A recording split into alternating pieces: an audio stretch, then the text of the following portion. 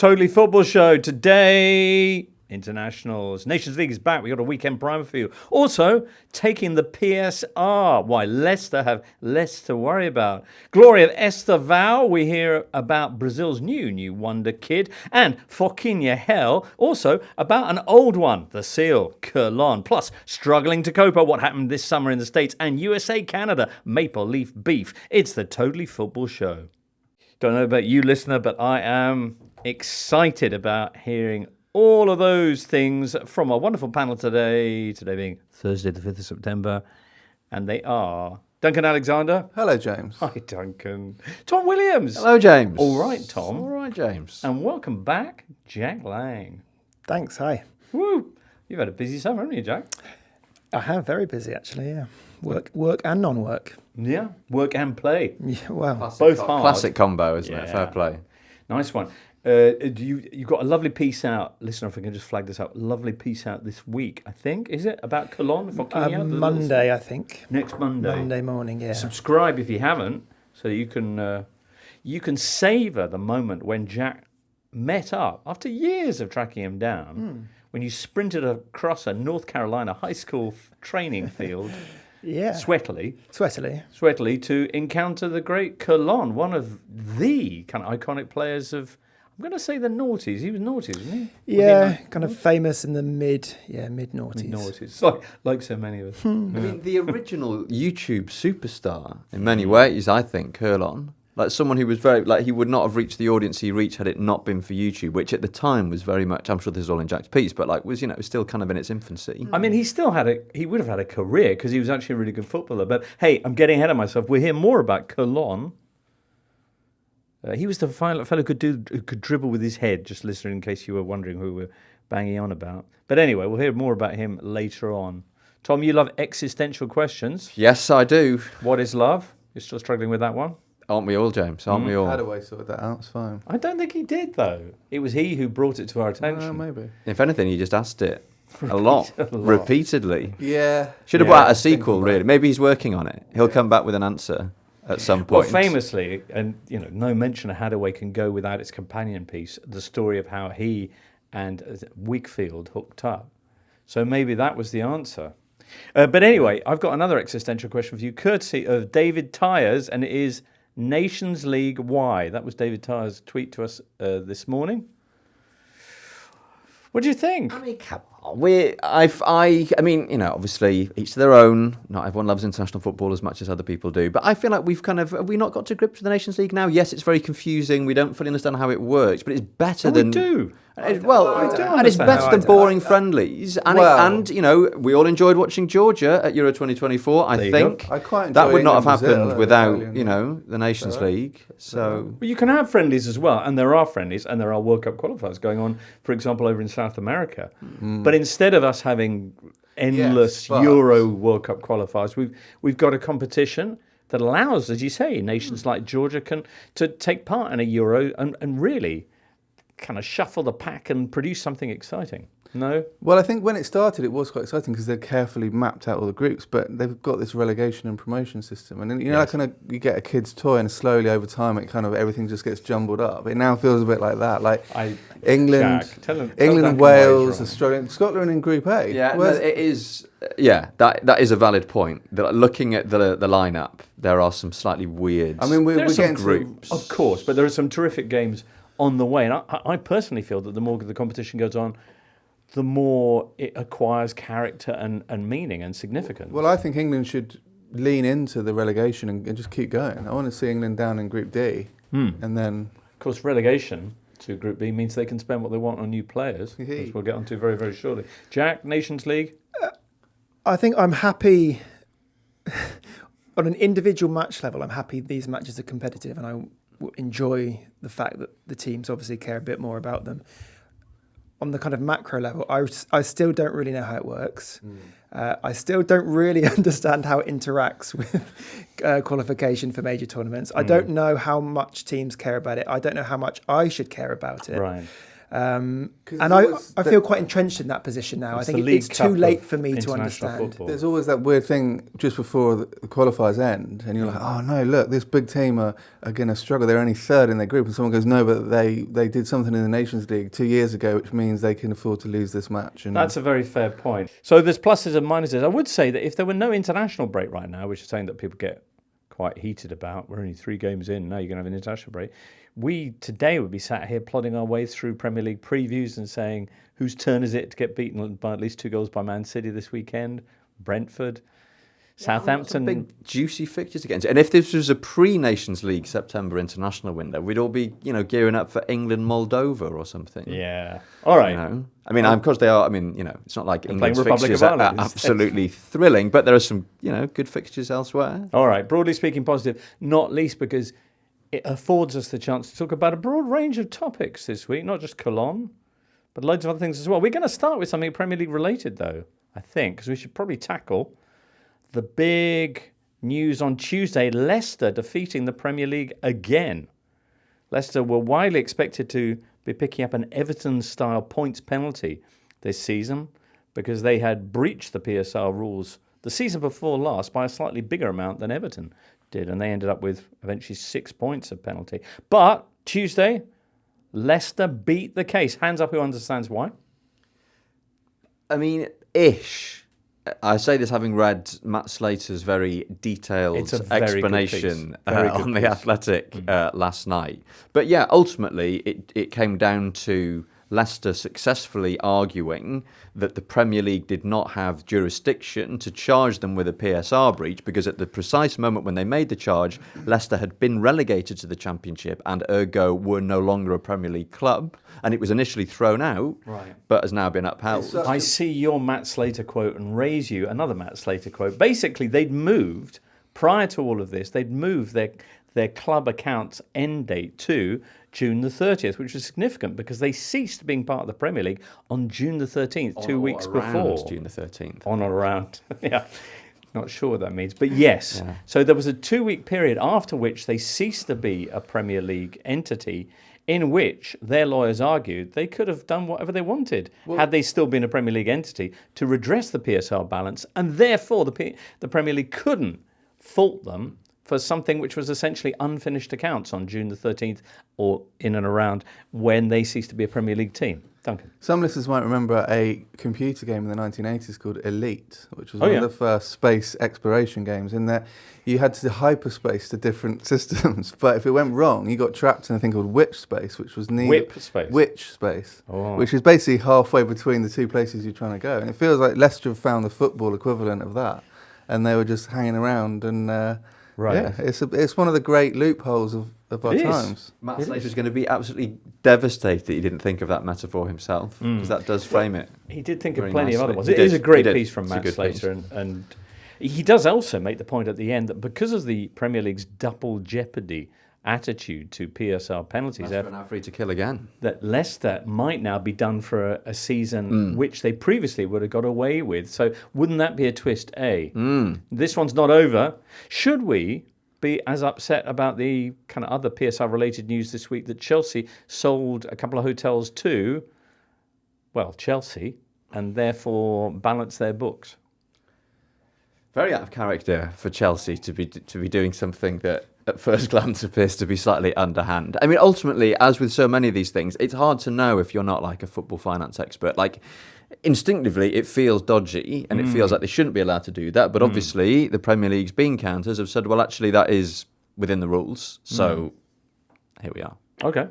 I mean, when you start focusing football on the minutiae of finance stuff, then the other side are going to look for ways around it as well. So, I mean, it feels inevitable that we got to this point, whether you agree with it or not. Right.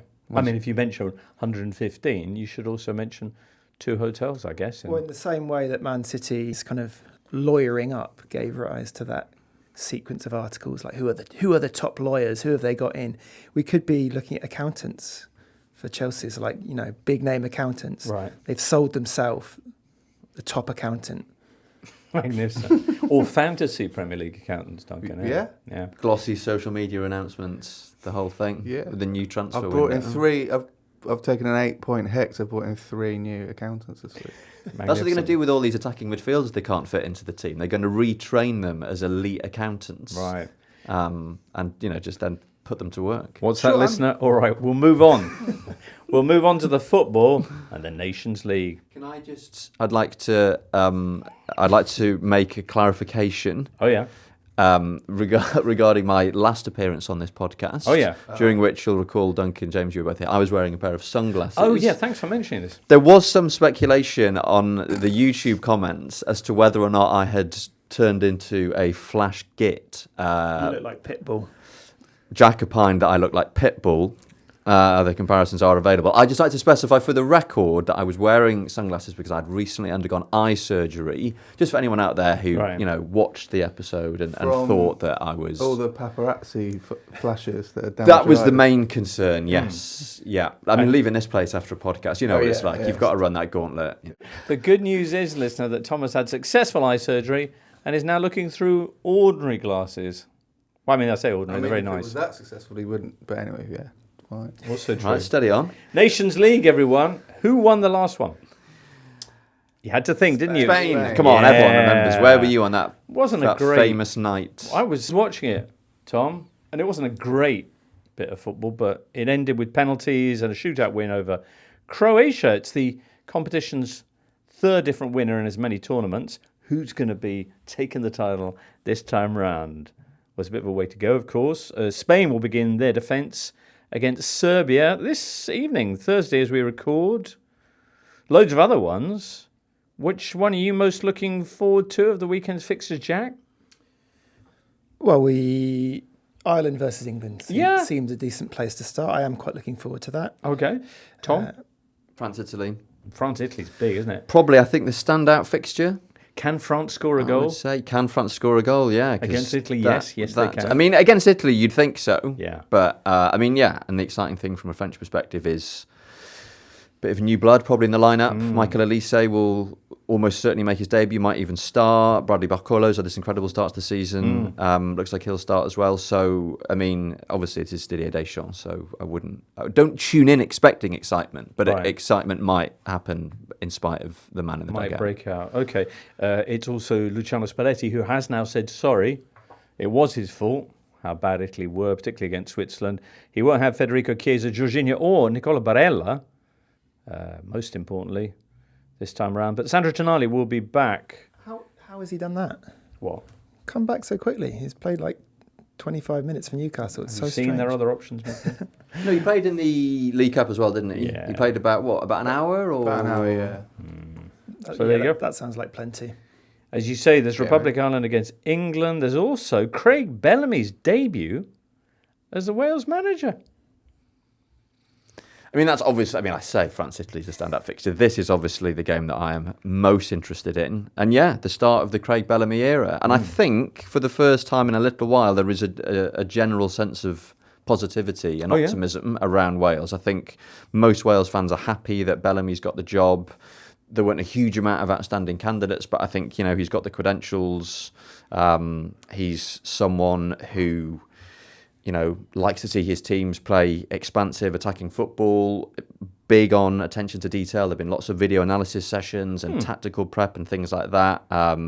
Tricky opening fixture against a Turkey team who caught the eye during the Euros. But time to turn over a new leaf. Vincenzo Montella's Turkey.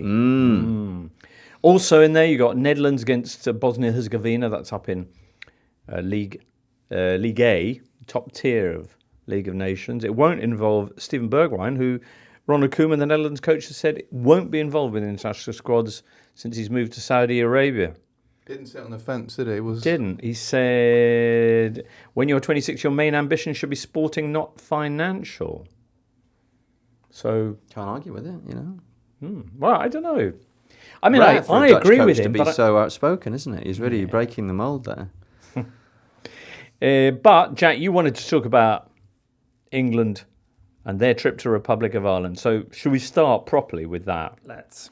England now are back without Foden, Watkins and Palmer, who've all pulled out. But with Lee Carsley now in charge as they head to the Republic of Ireland for a game on Saturday evening. Carsley is an interesting one. Duncan, kind of Irish blood, English heart, to quote, the former favourite turned right-wing nightmare, Morrissey. Yeah. Yeah, it is. I mean, it's an interim appointment as it stands, but I think he has a good chance. He obviously did a great job with the under-21s, and I think he's... How great a job did he do? He won the Euros with them. He did win the Euros, Unlike some people, he actually won the Euros. But he won it in a style that's quite a personal style. Where Southgate was very much a sort of, an overseer of players. I think Lee Carsley is a modern coach. He actually said about picking attacking players, if you can get players in their positions and give them a chance to showcase their ability, it can be exciting. So like players in their right position and excitement, maybe two things we didn't see that much of in the latter days of the Southgate era. So yeah, I think he's obviously picked some players that he knows that have played for him before, like Angel Gomez, Morgan Gibbs-White as well. Weirdly, the first Forest player called up by England since Stuart Pearce in the 90s. Really? It's been a while. It's quite nice having a Forest player in the England squad. Yeah, it feels... Pearce, Des Walker. Neil Webb back in the day. There you go. There's a pedigree there. So yeah, I'm actually looking forward to the game in the sense that it should be different, and England hopefully will play a little bit more expansively. And yeah, Ireland probably won't be too much of a challenge compared to some of their games at the Euros. They've got a new man in charge as well. Do you know who the Ireland boss is? Heimir Hallgrímsson.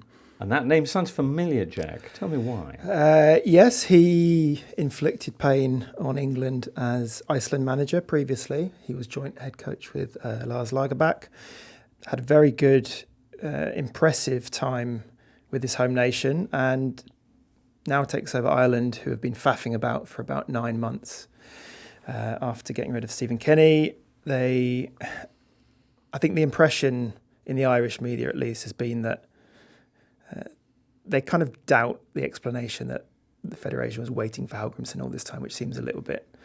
it seems an odd explanation, possibly not true. But now they've got him, I think he's proven that he can take a fairly workmanlike set of players and do something with them. Not just with Iceland and that famous victory over England at the Euros, but also this summer you saw him in action helming Jamaica. Yeah, that's right, at the Copa América. I only saw one of their games live. How were they?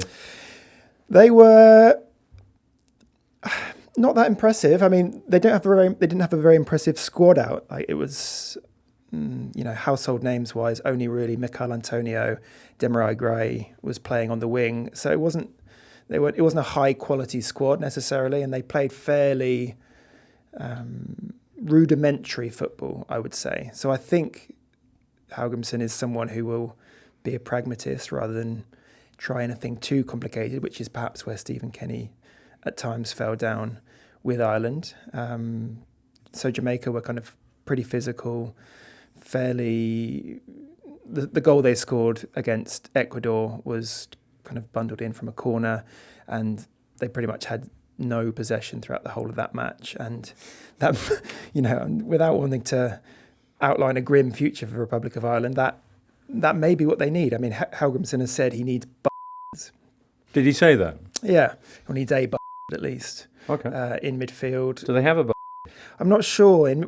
The Irish squad's quite funny. They've got quite a few talented forwards and quite a few talented centre backs. Right. Nothing in the middle. Huh. And obviously, the player they could have had in the middle will be on the other side. Declan Rice, do you mean? Yeah. Okay, yeah. right. Yeah, I was just checking. Yeah, very much so. Yeah. Did have him for how many games? Three games. Three games. Yeah. Would it be fair, Duncan, to say that this is Carsley's job to lose? And how difficult will it be for him? How conflicted will his emotions be as he steps out in Dublin to face a team that he represented 40 times? That's true, but I'm sure he's got his eyes on the Three Lions job prize. Did he feature in the famous, when was that, 95? No. That would be too early for debut him. until I mean, we're seeing a 97. lot of mid-90s revival stuff at the moment. Let's hope we don't see those scenes repeated. Right. Yeah. Did you? It's 3-2. Right. Yeah. I mean, 100%. They've met since then, though, haven't they, Duncan? Apparently so. I don't have strong memories of a 0-0 draw between Martin O'Neill's Ireland and Roy Hodgson's England in 2015, but the I record... probably would have gone to this, but What? I can't remember it either. It was a friendly. Yeah. Yeah. Well, they happen. I mean, You were in probably a watching sense, Colwyn Bay, Thomas. No, I was on the England beat in those days. Let me Really? see. He was I'm an see if I England can fan, find my let's match. be Was honest, not but, an England fan. I guess the fact we can't remember that match proves that the Nations League was right to be created. Absolutely. There you go. Other Nations League treats coming your way. Well, this Thursday evening, there's Portugal-Croatia, which could be fun. Or attritional. I'm not sure. I'm not sure for Ronaldo, who now... there? Thanks, Tom. Breaking. Heart unrepentant about dour England display. Well, he kept a clean sheet. He's got nothing to excuse himself for. England goalkeeper Joe Hartson on Thursday, and his teammates are unconcerned by criticism of the quality of their football and only worried about winning. England played out a dreary 0-0 draw with the Republic of Ireland and Freddie in Dublin last weekend that was described by former England midfielder Paul Scholes as a waste of an afternoon. You should do the legal bit at the end of adverts. Do you think I've got the voice speed? Yeah. It's quite 100%. impressive, isn't it, when you get those? They're Yeah, obviously pros, aren't they? Uh-huh. Like the fastest There's voice also in the West. technology, just to throw that in there. Portugal-Croatia on Thursday night, Scotland-Poland. Portugal will also be hosting Scotland subsequently on Sunday night. And if it's French football you're excited by, then how about some France-Belgium on Monday? Clash of neighbours. Woof. All right. France playing the two teams that they have played the most in their history. Is that right? Belgium Italy and and Italy? Belgium. Yeah, Belgium are kind of the Scotland to France's England in terms of historic international rivalries. When did they first play, Tom? 1904. Do you know which... In Belgium, which is also the birthplace of Vincent Kompany, randomly. Wow. Is it random? Or is it mean, part of the whole I don't pattern know. of football? Belgium, Well, man born it's in the Belgium. circle of life. So, do you know which international rivalry predates that by more than a decade? I mean, probably a few, but And it's taking place in the next day or two. USA-Canada. oh yes, beautiful segue. Nice. Should have seen Well, it that would be if coming. we were going on to USA-Canada next. Oh, actually, yes, we are. Brilliant. All right. It's the 5th of September, listener. On this day in 2019, Costa Rica manager Gustavo Matosas resigned after less than a year in charge, saying, I didn't know being a national team manager was so boring. I won't be doing it again. It's tough not having players in the day-to-day to train them. I only have the players for a week every 2 months, and it's killing me. There you go. There you go. Emotions, who knows, that may soon be experienced by one Mauricio Pochettino if he accepts the position of US men's national team manager. That's one of the big stories surrounding Team USA. Others include the fact that this Saturday they are going to be taking on Canada. USA and Canada, of course, massive rivals in the women's game. For the men's, they're coming off very mixed summers in a Copa América beset with big problems, pitches, with security, with heat. Canada were very much the revelation, reaching the semi-final. USA, the hosts, bombed out in the groups. Having now fired the manager who oversaw that debacle, Pochettino is the man fingered for the job. How's that all going? The Athletic's Paul Tenorio joins us now. Well, we have many questions. First of all, is Mauricio Pochettino's exciting move to Team USA sorted out now? Well, it's not all the way sorted out, which is a little bit frustrating for some people because the news has been out there for a while, but understandable as well. This is a complicated deal. Pochettino parted ways with Chelsea at the end of last season. That means that there was a contract for that termination and compensation that was still happening, and discussions had to take place between Pochettino and Chelsea, Chelsea and US Soccer and Pochettino. It sounds like we're almost to the finish line, but it has been a bit of a process. And I think that, also considering it's the biggest name that US Soccer has ever hired, when you see Manchester United struggling, it's like, oh, well, Pochettino could be a candidate for that job if it comes open. Does that mean this is at risk? It's a whole new level of, I think, being at the cool table for US Soccer, that you have a candidate or a potential coach who you have to worry every time a big job opens up. You now can put some more accountability on some of these players to live up to their names and live up to the hype a bit. And then, of course, there's his style of play. He'll bring a different idea of how to play than Greg Berhalter did. And I think most importantly, his number one task will be to unlock what this team is capable of doing in the final third, which is, I think, has been their biggest struggles over the last 4 years or so, is kind of the final product and scoring regularly, especially against bigger teams. He won't be in place for this weekend's exciting clash with Canada, which is actually one of the oldest international rivalries in existence. Dates back to 1885, I was surprised to read.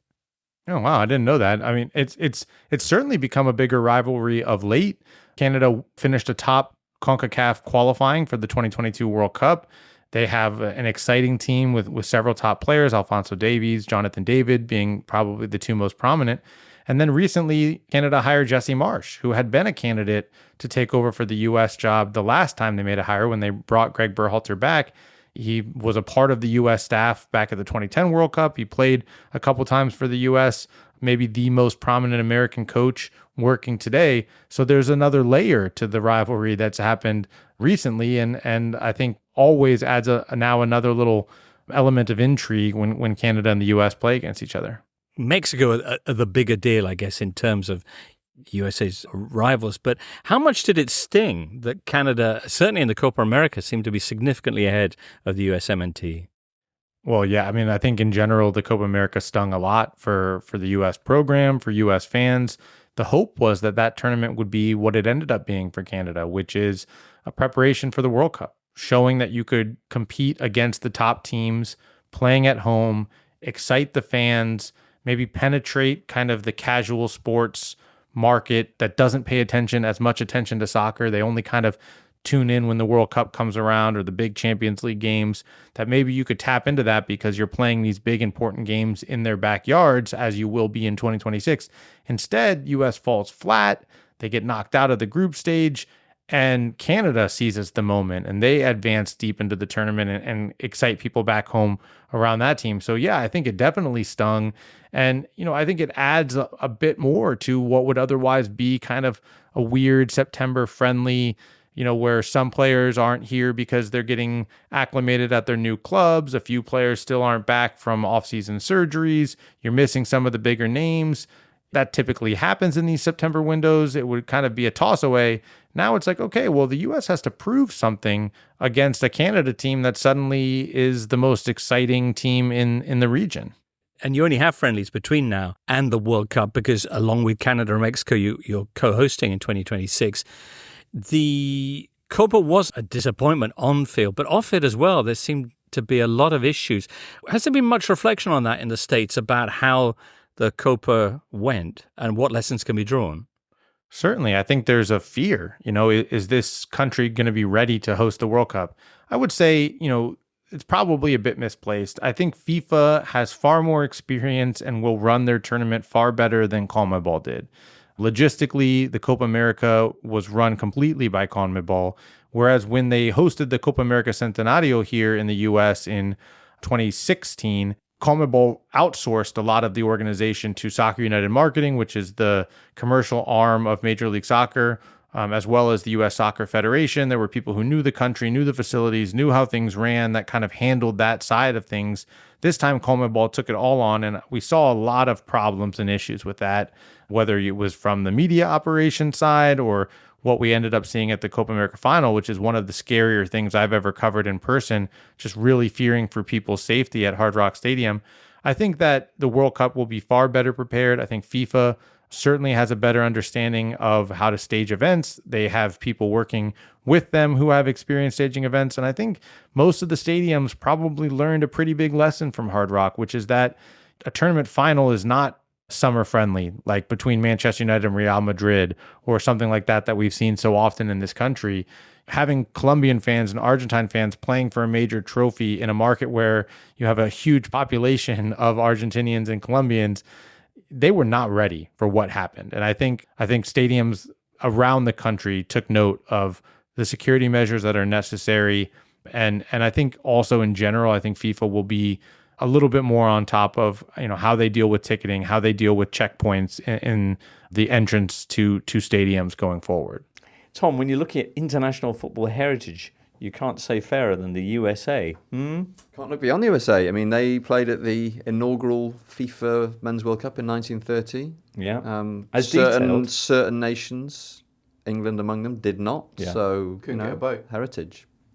No, they couldn't. But also, they weren't really wanted because we saw that. I mean, it's almost like a documentary, isn't it? The terrific FIFA film, United Passions, which has got Tim Roth in it as Sepp Blatter and Gerard Depardieu playing, I can't remember, who's that, Henri Delaunay or someone?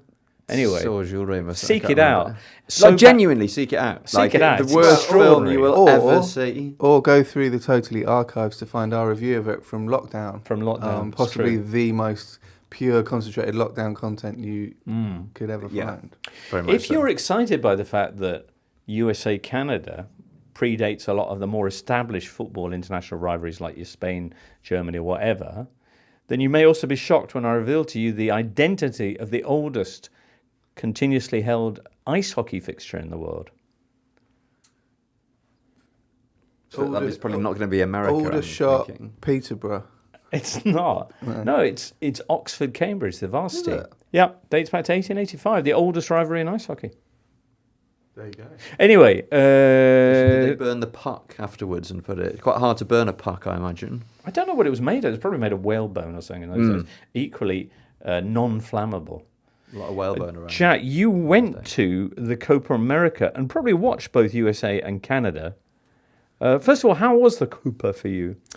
The Copa America. Sorry to correct our American overlords. I like to call it the Copa, but yeah, it was on a personal level as a travel football experience. It was fun.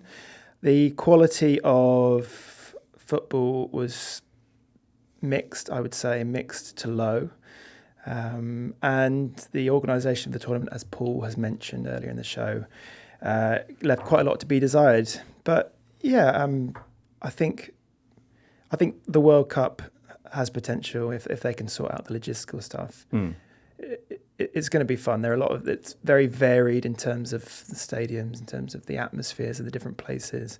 Obviously, the geography of the World Cup means there will be, I think, particularly compared to the Qatar World Cup, the kind of cultural, environmental changes between the locations is going to bring it a real flavour, and I look forward to that much. A massive advantage to teams based, say, in the north than the ones based in, say, Mexico and that. Just on the subject of, and as you say, Paul referenced it there, but the security issues and the fan crush and the invasion of the stadium at the final. You were there and sending pictures out. And I remember your tweet at the time saying that was among the worst things you'd ever experienced in football. Yeah, it felt like it could so easily have been a tragedy. Just this kind of growing sense of unease as these gates remain closed for an unbelievable amount of time as people were just gathering behind. In 90-degree heat as well. Yeah, it was so hot, and I was looking down after a while. Down below, I then went up onto this ramp where I had kind of a view from above, and I was seeing people fainting. I was seeing like kids crying, people gradually, when a crowd starts to take on that horrible swaying motion, and the kind of the level of inactivity and how long it took for those gates to finally open was really quite scary. And the feeling of a crisis averted, I think, but massive lessons to learn. Okay. While you were out in the States, was that when you made your trip across to North Carolina to... Yeah, I was in North Carolina for one of the semi-finals. Okay. In Charlotte, very nice, very humid city. And so I've been tracking Kerlon, as you will read in my piece, for some time. And it just turned out that I was roughly in the same area. How did you find out that he's what, a high school coach? He runs this kind of a soccer school. He's a coach in a soccer school. Well, he was previously in the north of the US, in Connecticut, I think.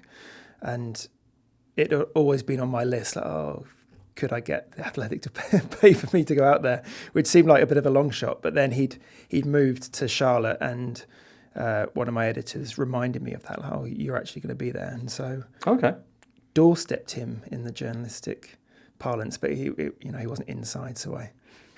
No, but you ran across a pitch shouting his name. Yeah, essentially, yeah. Magnificent.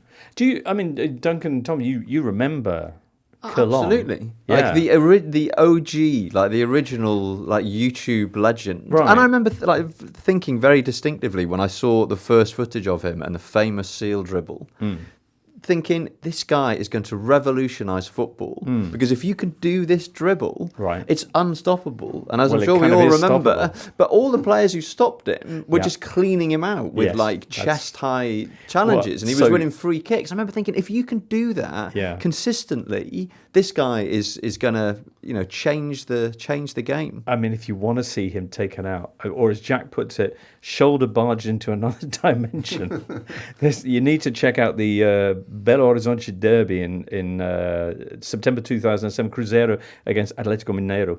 And when he decides, he flicks the ball up and goes, I'm just going to bounce it on my head for a bit. Derby matches everywhere are pretty febrile things, but in Brazil they can get pretty tasty. And yeah, it was such a nothing situation as well. It kind of took a short corner. It got passed back to him, and he just flicks it up and goes for it.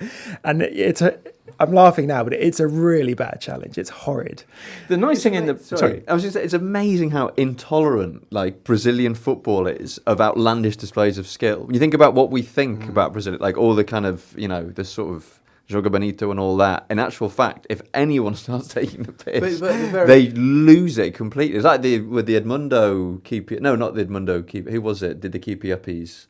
Corinthians player in like the 1999 Copa Libertadores final. Was it Edmundo or was it someone else? Anyway. But I think at the very heart of football, the nexus of football is a hatred of anyone showing off. You saw it with Richarlison at Forest last season, did a few keep-ups and then got absolutely clattered, and everyone was like, fair enough. But there is also the point that this is how you stop him doing that. I mean, that's the way to do it. We should mention, and you talk about this in your piece, the fact that he was also, he wasn't a one-trick pony.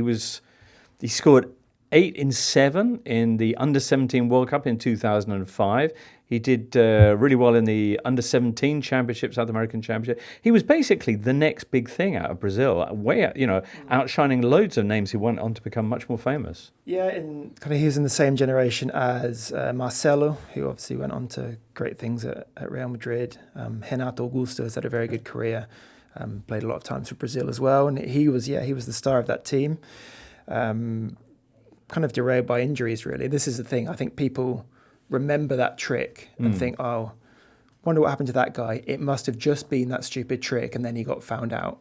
And there is, I don't know, maybe that would have turned out to be the case, but really he just got bad injury after bad injury, and it kind of curtailed his momentum. Injuries from no, I don't tackles think like so. that shoulder No, barge? he didn't specify. Like I didn't get that sense, because he did get kind of hacked to pieces, but this is one of the nicer parts of the conversation was I asked him whether he had any rancor towards those defenders who would kind of clobber him. I mean, as Tom said, we're talking shoulder height karate kicks at times. And he said, no, I love that. He said, yeah, that's kind of when you do tricks like that, you are trying to make defenders annoyed, essentially. And it's kind of good. It's nice when someone owns that provocation, because dribbling, obviously there is an objective, I need to get past you element, but there is also a vein, often in South American, Brazilian football, it's even stronger of, this is a blood sport as well, and I want to do you.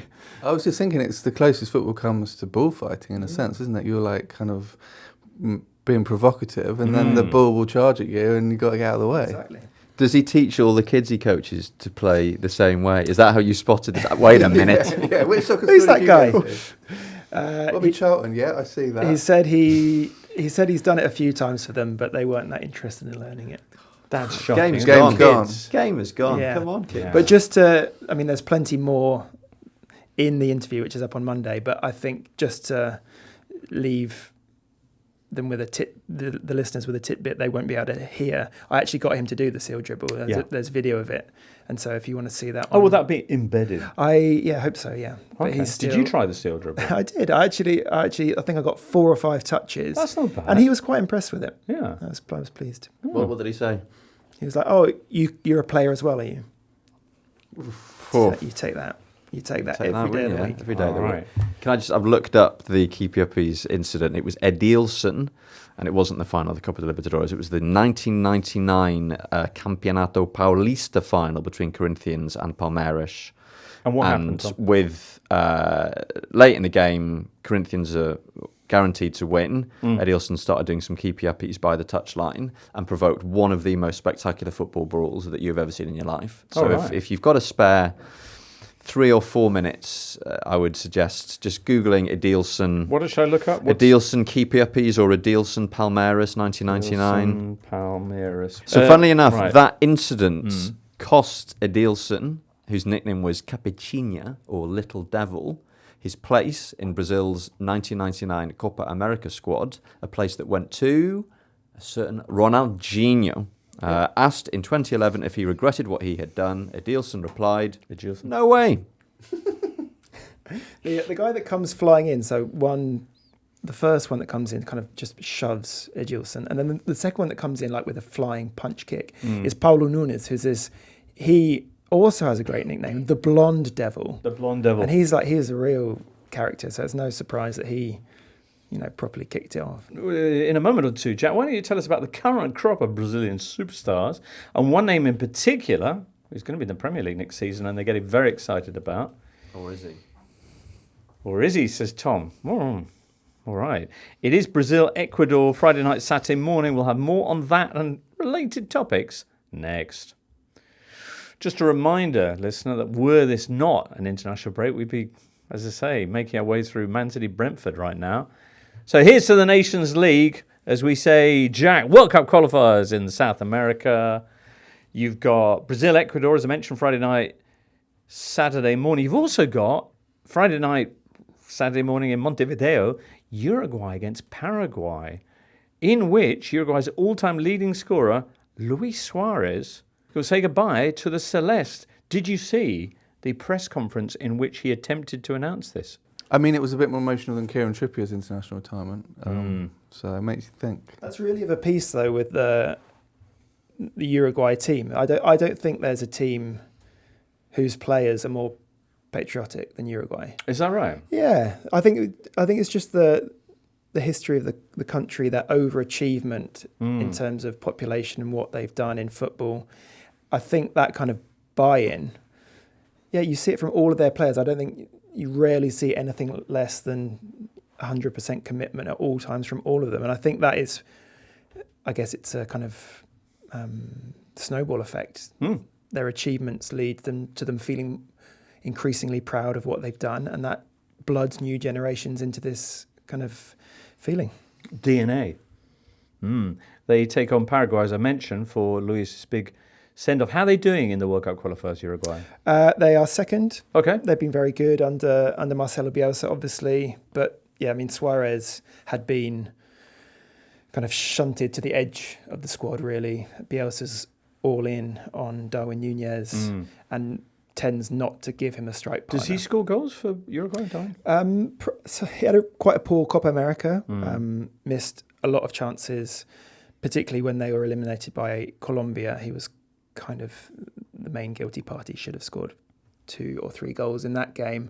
But prior to that, in the qualifiers, he'd been doing really well. He kind of really led the charge on this new generation. So it will be interesting, obviously not playing much at club level, interesting to see which version of him will appear. Okay. Meanwhile, not doing well in World Cup qualifying are Brazil. You recall that the top 6 in CONMEBOL go through automatically. They are currently in 6th place, Brazil, on 7 points after 6 games. They've lost 3 in a row in their World Cup qualifying. What are their prospects as they take on Ecuador? And how much are we going to see of the 17-year-old potential debutant, Estevão? Yeah, I mean, it's a tough game against Ecuador. Ecuador are above them in the standings, despite having been docked 3 points at the start of the campaign for using an ineligible player last time, in the last qualifying process, I mean. And so, definitely not an easy game for Brazil. Their squad shows a few changes from the Copa America, still led by Dorival Júnior, who survived Brazil's underperformance. Just about. There aren't really many better options, which probably saved him. But but they haven't been impressive at all. Dorival wasn't in charge for most of this qualifying process, so he can be excused of that at least. And actually, it could have been even worse. Brazil needed a last-minute goal against Peru, I think, to salvage something against them. So they could be even lower. And the fact that there are more teams qualifying, they should be okay. I don't think we're in a Brazil miss World Cup crisis. I mean, even if they drop down to 7th, they'd still be in the playoff with Oceania. Yeah, and there are some really bad teams at the moment. Like Peru are terrible at the moment. Chile are pretty bad at the moment. Bolivia, are always going to struggle. But there's not that much excitement about Brazil in the wider sense. Just on Bolivia, my favourite South American story of the week, they're moving to a new ground even higher up. Ooh. So historically they never lose at home, do they? Because it's just 3,600-ish. But they're going to a new stadium which is 4,150. Turn it up to 11 lads. Doubling up. Doubling up, yeah. So good on them. Bring your fans and bring some oxygen. Yeah. Dorival Jr. has run the changes, I think you'd say, dropping 8 of the Copa America squad. And as a mention, bringing in one very fresh face, 17-year-old Estevao, currently playing at Palmeiras, who is supposedly joining Chelsea next summer. Tom, you were casting some doubt on that. Well, I mean, no, it's signed and sealed, isn't it? So he is going to become a Chelsea player. Does that mean he will ever play a game for Chelsea? That's a fair point. What kind of player is Estevao? He looks really good so far, still only 17, so the usual caveats apply, but he's been very impressive for Palmeiras. He's a winger mainly. He's kind of light on his feet, a little bit rangy, very tricky, nice shot from distance. So he's kind of, if we were doing comparisons, he's not too similar to Endrick, who's just come through at Palmeiras. Yeah. He's more reminiscent of, in physique and skill set of Neymar, for example. Okay. That kind of bendy, elasticy player. And he looks very good so far. I don't think he's going to start here. It's going to be by all accounts, an all Real Madrid attack of Vinicius, Rodrigo and Endrick. But, you say there are changes to the squad. There are to the squad, but the starting lineup's going to look really similar to what they used at the Copa America. The weird one for me is that he's left out Rafinha. Rafinha's been brilliant for Barcelona the last few weeks and was actually pretty good at the Copa America as well. So that is a bit of an odd one. The only major changes to the lineup, it looks like João Gomes won't start now and replaced by André, who's his now Wolves teammate. Endrick's going to start, and that's about it in terms of changes. So brilliant. I don't think the Brazilian public and media are too enthused at the moment. But home game, I think, home game against Ecuador, they will still expect to win, and then they've got Paraguay, which does look winnable. How much of a problem is it for Endrick's marketing, the fact that there's a new wonder kid now kind of stealing his... Well, that's the perpetual problem for any young Brazilian, isn't it? I think there's always a next cab waiting to pull off the rank. They could, as Tom said, they could well find themselves in similar positions. It doesn't look like Endrick's going to have a lot of game time. But how old is Endrick? Just turned 18, so only a year older than Estevão. Okay.